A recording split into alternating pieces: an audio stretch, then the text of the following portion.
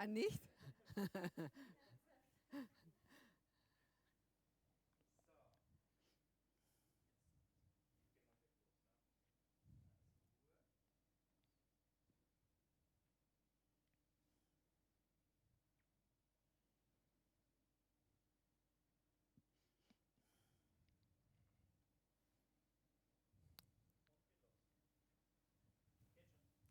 Good morning to all of you.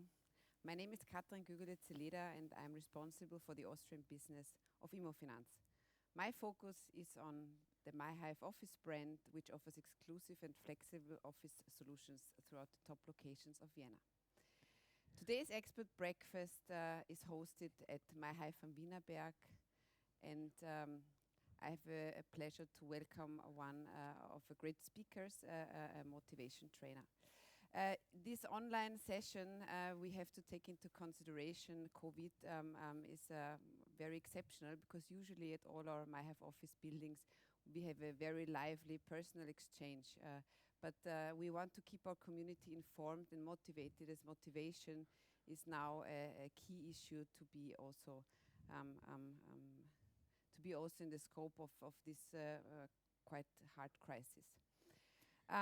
Our today's speaker, Mr. Sebastian Körber, a very warm welcome. Thank you Is very by much. his own definition highly energetic and inspiring, and I really hope that his energy will inspire you today. I Thank hope you. by your definition as well, not just by my own. We will I, see. I think I'm highly energetic. Thank you very much, Katrin. Thank you. So, let's start. The speech I prepared for you, I did today in the morning at 5:30 in the morning, is twofold. The first part of the speech is how to deal with frustration, with crisis, with difficult circumstances as we have them right now and as they will come in the next 1.5 years. The second part will deal with motivation in its core, but we don't have to talk about motivation if circumstances are difficult. So, first we will deal with difficult circumstances, how do not fall into frustration, how do not fall into complaining, how to deal with this COVID economic crisis, and how to create motivation out of it. I want to give you my personal story to start. My personal story is I'm a trainer, speaker, consultant in organizational development now for already 15, 20 years. And as at the beginning, I was a freelancer, I was alone, no responsibilities, just myself. But as business was growing and demand was rising, I started to collect people around me, to surround me, to do business with me. 5 years ago it started. 5 people at the beginning, 10 people, 15, 20, 25. And now it's the year 2020 and we were on the edge to grow incredibly. This year would have been the year to grow up to 40 people. But there was March 2020. The phone is ringing, 25th, I remember the day, 25th of March, the phone is ringing. Customers are canceling. Big events are canceled. Everywhere we wanted to go, all my trainers, consultants are unemployed more or less for the next month, myself included. Revenue drops to 10% of normal revenue. And to be honest, this hits, especially if you're self-employed and have a lot of responsibility for employees. I was down. I won't lie. I was down and suddenly I was home a lot of time. And my Colombian wife is more or less used that I'm traveling a lot and this relationship just works because I'm traveling a lot, to be honest. And suddenly I'm home 24/7. What does this mean? Not just for me, for a lot of other people as well. Relationship cracks. We're starting to argue at home. A big source of self-esteem from myself falls apart, so I don't get self-esteem by doing meaningful work every day. The thing is, each part of my life cracks. Then I go for a run in this COVID time and I crack my ankle. Suddenly I cannot even walk anymore. I think, what's happening now? I lose my jobs. My relationship is going down. And now I cannot even walk anymore. Thank you very much. And I went into the typical Viennese posture of complaining and self-victimization. I said, shit, Corona, why me? Why did I have to crack my ankle? And so on. And now I want to give you the pathway out of it that leads me here to genuine energy again. To genuine energy again with a new business model I will tell you.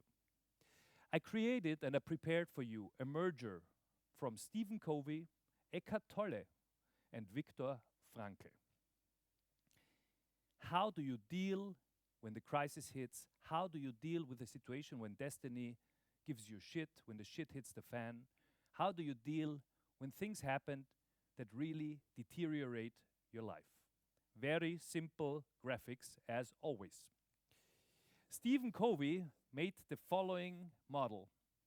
This is the circle of influence, COI, the circle of influence. Inside of this circle, we have influence. We can influence things. I want to ask you for a second, what did you influence already today in your life? It's now 8:30. What did you influence already today in your life? Fresh underpants or not? Or to put none is also a decision. You influence whether you listen to this talk or not. You also influence which inner mindset you have towards this talk. Are you curious or critical? You influenced whether you had breakfast or not, and what did you have for breakfast? You influenced already a lot of things. Now, I grew up with an anti-materialistic father, born 1938, anti-materialistic. So he said money is bad and you must not become materialistic. Whenever my mother bought Levi's jeans for me, he secretly cut out the Levi's brand so I'm not becoming too materialistic. He didn't succeed too much. Okay, but my father always said money doesn't make you happy, no money, no money. Then I grew up. At the beginning, of course, wanting to please my father, I realized after some time that money has no value itself. Money is just an accelerator of your personality. Are you an asshole? You're a huge asshole if you have money. Are you great? You can do great things with money. Money is just an accelerator of your personality. If you want to get to know a person, give the person 10 million euro. 1 month later, you know exactly how this person works. Is the person corrupted by the money, or does the person control the money? So I said I want to make money, success, one factor. But then I was observing a lot of successful people who were not in inner peace, who were not alive or happy. So I said, this is not the aim, just to make money and to push my golden retriever into a Land Rover and be unhappy and on antidepressant at the same time. This is not the aim. I want to be alive, I want to be happy, I want to enjoy life. So I had a huge group of successful people on the one hand, and not very many of them managed to be happy as well. And then I looked, where are the happy ones? To be honest, I found them in the Caribbean. On the Caribbean coast, they are happy. Yeah, if there's enough, the basic needs are fulfilled, they are very happy.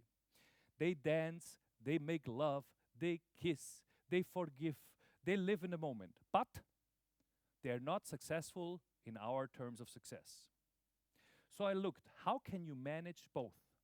On the one hand, be successful, but on the other hand, be alive and happy at the same time. And there is an intersection of these two circles, and I observed very well what these people do differently to other ones.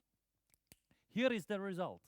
The result is, you wake up every morning with 100% subjective energy. Subjective energy means even if you're tired or sick, you have 100% subjective energy. People who are not happy and not successful invest 95% of their energies into things they cannot influence. The weather, one of the favorite topics in Austria. The subway is not coming on time. Corona is destroying our entire world economy. I don't know. Winter is coming again, and I don't know, my boss is a very difficult person, let's put it like this. People who are not happy and people who are not successful invest most of their valuable life energy into things they cannot influence. How does the world react to you if you invest your energy into hating Corona, hating the weather, being angry that winter comes again? How does the world react? Not at all. You're flushing down your valuable life energy, the toilet. Nothing happens. And now I give you the meaning of life. The meaning of life is the illusion of impact. That you think my behavior, my actions trigger change in the world. The easiest way, by the way, is to make kids. I have impact. I made kids. These kids look up to me. I have impact. So people who are happy and successful invest most of their energy into things they can influence. They do influence. So how do you deal with this circle? It's not as easy as this graphic shows. I give you now the sentence. Now we're coming to Eckhart Tolle.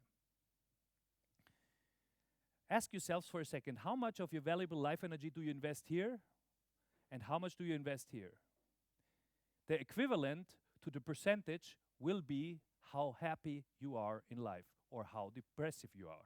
Because if you're a depressive person, your circle of influence is perceived like this. Almost nothing is inside. How do you deal now with this circle? This is the circle of frustration, by the way. Frust. And this is the circle of motivation. Inside this circle, you will feel motivation because your behavior, all your actions, trigger something, and something happens in the world because you do exist. Out here, you do complain about Corona, Corona gives a fuck. You do complain about the weather, weather gives a fuck. You do complain and nothing happens. So you are getting frustrated because your existence has no effect on the world. Ask yourselves, how much do you invest here and how much do you invest here? And now I want to show you how to get out of the circle of frustration. When I was sitting in April in this quite miserable situation, I read one sentence by Eckhart Tolle that changed a lot. And he said, if you're out there and you cannot change anything about Corona because Corona is here, the only way to deal with it is non-resistance to what is. The secret is non-resistance to what is. Corona is, and don't lose more energy in it just by resisting it. This is the secret. Non-resistance to what is. The winter is coming, the weather is shitty, I got fired, Corona is here. Okay, it hits. But most of the people spend 80% of their energy in resisting to what is. They say, that can't be. Why me? Self-victimization. No, Corona is here, period. And the same thing is economic crisis is here, period. Non-resistance to what is. And what's the trick to manage this? A very tough sentence. The sentence is, treat any situation as if you had chosen it. This is the way how you lose resistance towards it. Treat any situation as if you had chosen it. I know it's absurd and paradox. How should I treat Corona as if I have chosen it? But if you do so, you will see that you come from losing energy into creating. There was a second when I asked myself, what's the present that was given to me by Corona? It was the present of time in my business. Suddenly I could go on strategic stuff instead of just making money and getting as many fruits, low-hanging fruits as possible. Suddenly I started to make strategy. And strategy brought our company into a complete different direction. We're now just merely doing organizational development in restructuring M&A processes. And this is what I wanted to do, but I didn't realize it because I was all the time in the rush of the day. So Corona was a present. Revenue was going down. But since August, the world resonates. And we get jobs, infinite jobs in organizational development with a smaller team. But the curve will be like this now, instead of revenue curve before, like a line. Treat any situation as if you had chosen it, and you will lose resistance. And without resistance, you can deal with situations instead of all the time being in the victimization pose and asking yourself, why me? Why Corona? Why did I lose my job? And so on. Treat any situation as if you had chosen it. One more sentence. Viktor Frankl, I was promising to you. Viktor Frankl, founder of logotherapy, he was examining which people from concentration camps left psychologically sane and which one got psychological disorders. What's the difference with these people who experienced exactly the same, who came out and were healthy psychologically, and the other ones got sick, depressive, schizophrenic, psychotic? What's the difference between these two groups? And he found out a very paradox result as well. His result was those who came out healthy gave a meaning to the concentration camp. I know there is an inner resistance to accepting this, but those who came out healthy gave a meaning to the concentration camp. They said there is a meaning behind this. I have to live through this because I need to learn something. And it's exactly the same as the circle of influence, and it's exactly the same as the non-resistance by Eckhart Tolle. Because meaning leads to non-resistance. The moment you give a meaning to something, you stop resisting. There is a meaning and a message for us inside it. So the moment you give a meaning to it, you start non-resisting, you start accepting. And the moment you start accepting, you stop investing energy outside of the circle of influence, and you do invest energy merely where you can really trigger and have some impact in life. So the first thing is motivation. Bring all your life energy into the circle of influence. Crisis is out there. Corona and its consequences is out there. It is. Non-resistance to what is. And now we go inside the circle of influence. What gives us motivation? Here it is. Here it is. The basic inner drive that gives us motivation as a species and also as an individual is the following. Mastery. Mastery is the deep inner wish to get better at something. I want to ask you, which age group does not have any motivational issues? Correct. Kids. Do you know any 2-year-olds who don't want to get up and say, no, I want to drive in a stroller for the rest of my life? Why run? No, you don't know. Every kid gets up, explores the world, is fully motivated and happy with the simplest things. They don't have motivational issues. When do motivational issues hit in? Mostly when we enter the system at the age of 6, primary school, maybe at the age of 10, secondary school. Because then we get into structures. Suddenly we don't want to get up anymore. I want to stay in bed. I don't want to learn. I don't want to do anything. I don't want anything. But the kid, the young kid, doesn't know motivational issue. That means that each one of ourselves, and you as well in front of your screen, you do have the fire of motivation inside of yourself.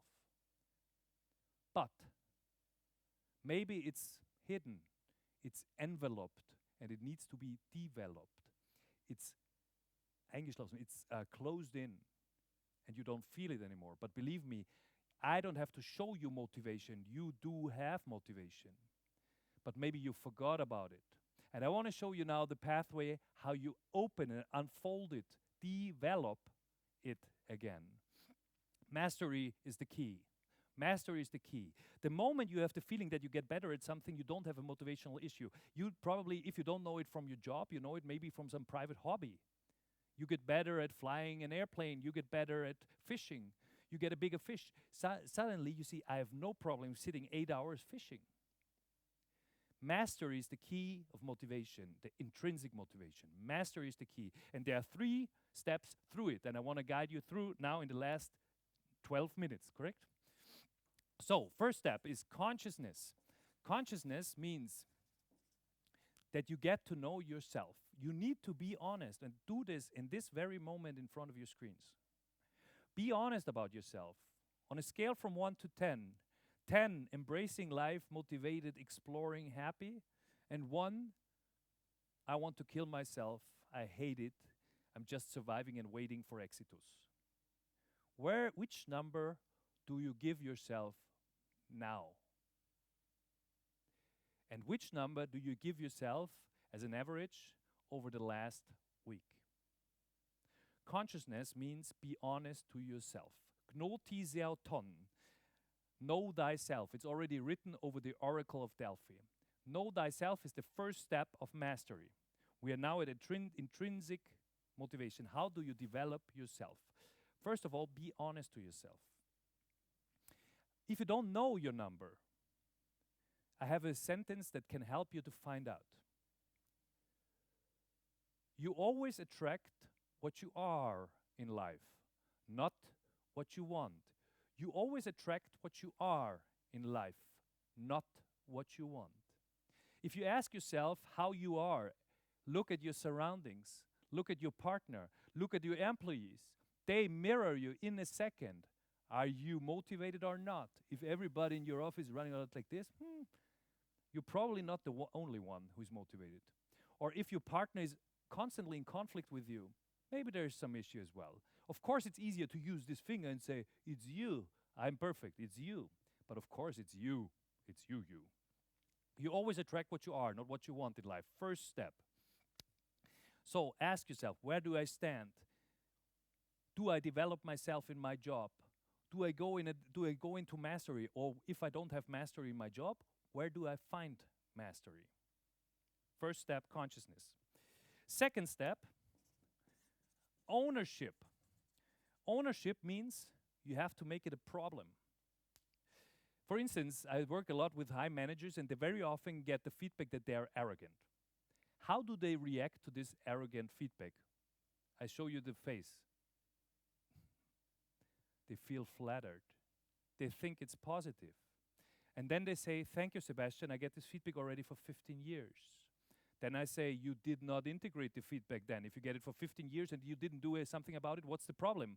The problem is ownership. Consciousness, I appear arrogant. Ownership, I give a shit. As a lack of ownership. Ownership is you make your arrogant appearance a problem. Otherwise, you will never solve it. The sentence standing behind it is, you will never solve a problem you are not willing to have. You will never solve a problem you are not willing to have. So make things a problem. Smoking, for instance. Do smokers know that it's harmful? Of course they know it. Do they make it a problem? No. This is why all the warnings on the pack don't help at all. Because it's just consciousness. It's not ownership. It's like, yeah, this is a lung with lung cancer. Consciousness, yes. Ownership, no.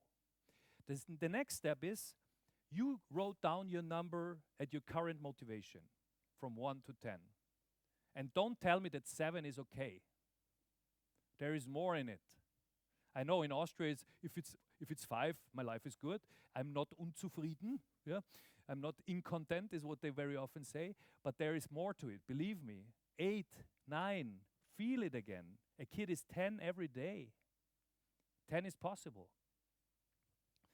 Ownership. If it's below 8, it's a problem. You cannot solve a problem you're not willing to have. It's a problem. And number 3 is overcoming. Überwindung. Overcoming is the step into doing. You see it in the world, and it's always connected to pain.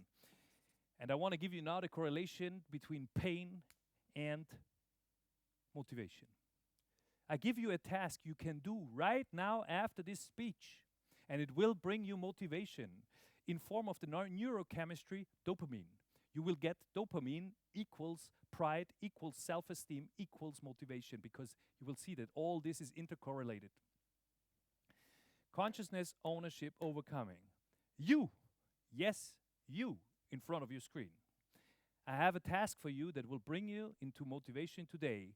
The only thing you need to do is accept the pain. Nada por nada. There is nothing for nothing. You don't get motivation for nothing. You need to do something for it, and I will give you the task right now. Look for something that you're slightly afraid of. That this may be a call, an uncomfortable call. This may be a meeting. This may be going to the gym because you haven't been for so long. This may be telling your partner the truth about something. And on a scale from 1 to 10, while being 10 the most uncomfortable you can imagine and 1 the most comfortable you can imagine, this task should be between 7 and 10 uncomfortable. You know what it is for you. Holding a presentation if you're afraid of doing presentations. Calling instead of writing an email. Going to the dentist you haven't been for 3 years. And the aim is not to do the presentation. The aim is to reinvent yourself. Mastery. Today in the evening, I'm a different person than today in the morning.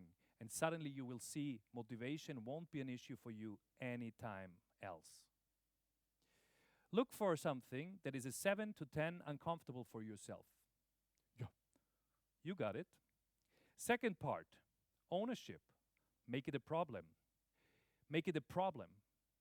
I should really call this person instead of writing 15 emails with 10 people in CC. Or maybe not just calling, I should walk by his or her office. Or find the person you like least in your office and start a conversation. Just like this, even if you don't have to. Just to get a 7 to 10. Ownership, it's a problem. Because what happens if you don't like this person? You are escaping. The person enters the coffee kitchen, you have to leave, you are not free. I give you freedom. So, this is just an example. Choose something that is 7 to 10 uncomfortable. Then you own it. You make it a problem. And then you choose to do it. Choosing to do feels like this physiologically. Your heart rate goes up. Your blood pressure goes up. You feel over here, da-dum, da-dum, da-dum. The moment before you enter Herbert's office and you hate Herbert, just to make small talk, you will feel lack of breath. And then you walk in and you say, "Hi, Herbert." Herbert is highly irritated. "What are you doing here? I hate you and you hate me. We have a non-verbal contract to never talk to each other." And you just walk in and ask, "How are you?" It doesn't matter how the conversation runs. You walk out. And the aim was to overcome yourself, to create a new you. A new you that is not afraid of people, that is not afraid of Herbert, that can confront Herbert even if you don't like him. And you will walk out, and the adrenaline will lower, lower, lower, and suddenly you will get the reward, and the reward will be dopamine, boom, in your head. And you will feel full of self-esteem and full of motivation, and nothing extrinsic has happened. You didn't get any reward, no more money, no raise, nothing. You against yourself. This is the ultimate fight of mastery. And in the world can happen whatever happens. You against yourself. And what you get out of it is dopamine. What you get out of it is motivation. I repeat. The first part of my speech was how to deal with the crisis. How do you deal with if circumstances hit in and you are simply not lucky? Destiny says your business goes down, something happens. You go into non-resistance into what is by telling yourself, treat any situation as if you had chosen it. Equals the meaning by Viktor Frankl. Treat any situation as if you had chosen it. Then you manage to come from this frustration circle into the motivation circle. You can influence stuff. When you're in the motivation circle, you go into mastery. Mastery can be the gym when you know you can cheat because nobody's observing you. Who knows how much you do and if you really challenge yourself or not. Mastery can be in the relationship. Mastery can be in the office. Mastery can be on the streets helping somebody. Mastery can be everything. You find out consciousness. Where do you stand? What's uncomfortable for you? Ownership, it's a problem. Overcoming, you do it, you get rewarded by dopamine, and you will fly through the day. And believe me, nothing else has happened on the exterior than this speech that changed your mindset. I want to give you, to the very end, the sentence that will bring you into mastery. The situation is not good. The situation is not bad. The situation is as it is. The situation is your coach. Herbert is not good and Herbert is not bad. Herbert is as he is. Herbert is your coach. Corona is not good and Corona is not bad. Corona is what it is. Corona is your coach. And with this non-resistant attitude, you will tackle and you will walk through whatever comes there because you will be in action instead of in resistance. Thank you very much.